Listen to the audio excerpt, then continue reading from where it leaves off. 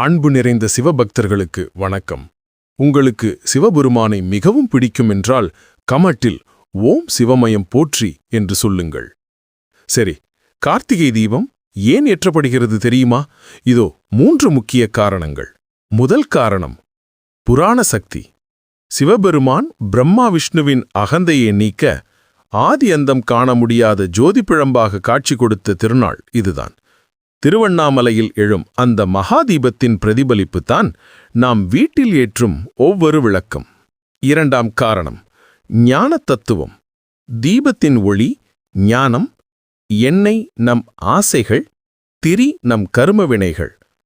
ஆசைகள் எனும் எண்ணெயை ஞானம் எனும் ஒளியால் எரித்து அறியாமை எனும் இருளை நீக்கும் தத்துவமே இந்த தீபம்.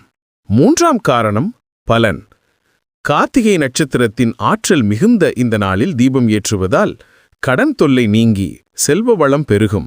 மேலும் தீய சக்திகள் விலகி ஆரோக்கியம் நிலைக்கும். இந்த ஒளியை போற்றி சிவனின் அருளை பெறுவோம்.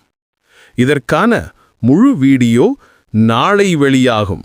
இதனை அனைவரும் உங்களுக்கு முருகன் சிவனை பிடிக்கும் என்றால் இதை முழுமையாக